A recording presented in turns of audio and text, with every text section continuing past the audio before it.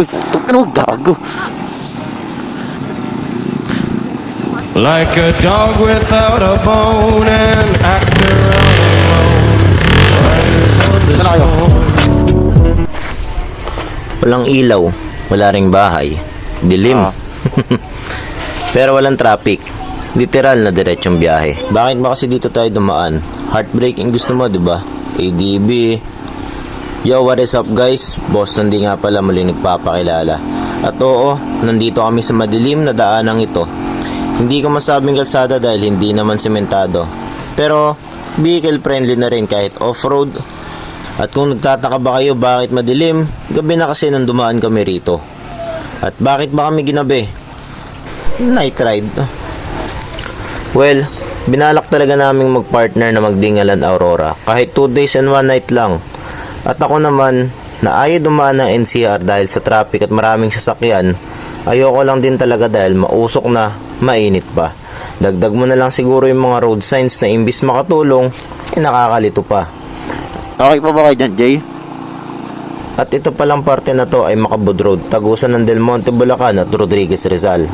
Soft and hard break-in pa lang ginawa namin sa ADB 116 ng kasama ko rito. Mag-iisang buwan pa lang tong unit niya at na-long ride na namin.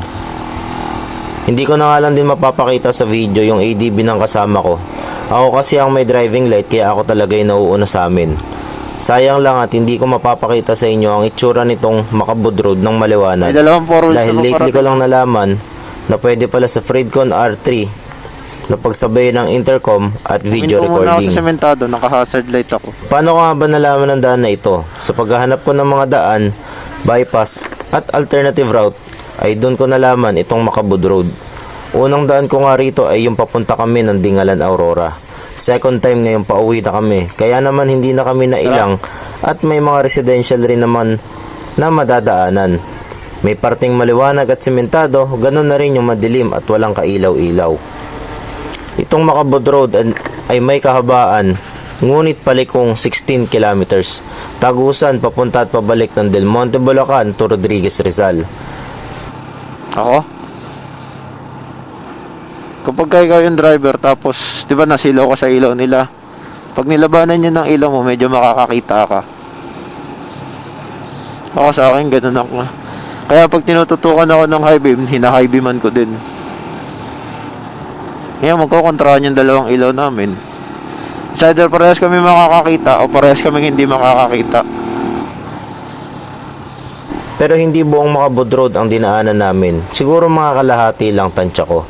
Dahil ang tumbok namin paglabas ng Rizal Province ay ang Nogsagaray, Bulacan, papuntang San Ildefonso, then to Nueva Ecija, therefore to Dingalan Aurora. Hindi naman kami gagabihin kung maagap kaming umalis. Yun nga lang, going back to Macabud Road. Macabud Road's history is primarily tied to the development of Montalban, now called Rodriguez. In Rizal Province, it was originally part of the railway line that connected the area to other parts of the province and eventually became a road named Daang Bakal. The area is also known for its balon or well, a significant source of water for the community, discovered and maintained by the local residents. Railroad to road, the railway line that once traversed Macabud Road was dismantled and converted into the Daang Bakal, a road that still exists today. Well of Macabud. The balon located in Sitio Proper 1 Macabud is a well made of cement and adobe, providing a crucial water source for the community.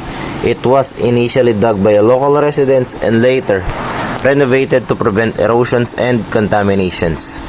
Montalban or Rodriguez, Rizal, including Macabud, is known for its agricultural heritage, with residents tending to crops and offering fresh produce. Walking or biking through Macabud can provide a glimpse into the local community and its connection to the land. Kitang-kita mo rito yung city lights, ha. Hindi naman ito yung shotgun, di ba? Ay, sa bagay, San Mateo pala yun.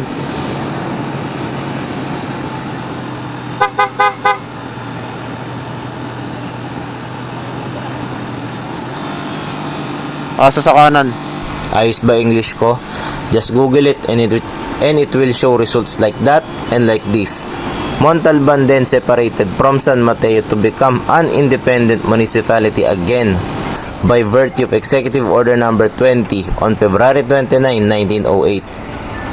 In 1982, the town was officially renamed to Rodriguez under Batas Pambansa 275 in the honor of the former Senate President and town native Rodriguez Sr.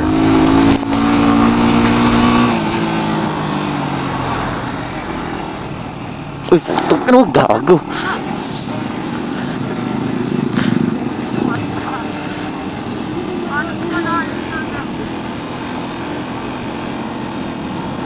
Nasaan na kayo? Nabasahan kayo? Abutan tayo na... Huminto kayo?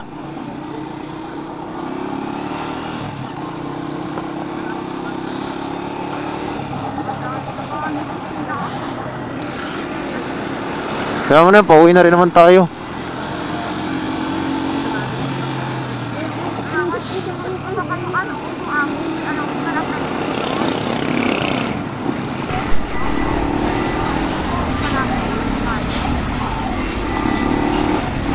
So yun guys, share ko lang ng konti sa inyo yung dito sa Macabud Road. At kung nakaabot ka pa sa puntong sinasabi ko to, maraming salamat sa panonood mo. Naway tapusin mo ang buong video at makakahingi na rin ako ng reaksyon mo sa video na to. Comment ka na rin dyan sa baba at pakishare ang video na to.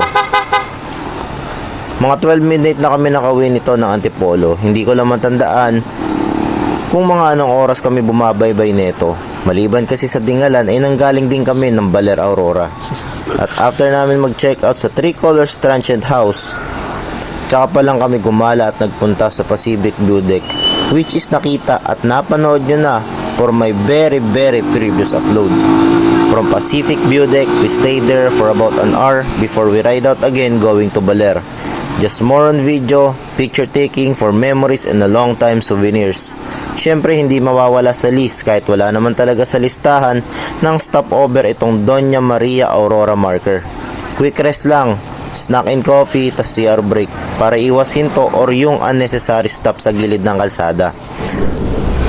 Moreover, what I enjoy most is my motorcycle na nasagad ko ng gamit pati na rin yung mga ginagamit ko sa motor. Secondly is the road we take and the ride on for the first time. Third is the presence of my friend. Gladly nakasama siya at nagkatagpo mga schedules namin. Fourth, scenic views. Fifth, of course, the destination itself. Ginabi na nga rin pala kami ng dating nito sa Baler. 7 PM onwards. Pagod sa biyahe pero masaya. Kaya naman minabuti namin na magpahinga at kinabukasan na enjoy ng Baler. Hindi na nga ako gano'n nakapag-video or picture taking sa Baler dahil I really intend to fully enjoy myself there. 22 hours of stay ang book namin sa Hiraya Baler Beachfront. Kung nakarating sana kami 2 PM dito na hindi naman nangyari. Nag-update na kami sa management ng Hiraya na super late kami makakarating. 3 times kami na nag-update noon and no worries naman dahil paid na ng kasama ko yung tutuluyan namin. Kaya sure win na meron na kaming maayos na tutulugan pagdating. Kakaliwa tayo, ano? So on and so forth, hindi na kami nag-extend ng stay. Check out ng 12 noon, therefore straight ride from Baler Aurora to Antipolo Rizal at isa ito sa mga dinaanan ko. Boston di nga pala, hanggang sa muli, paalam. Woo!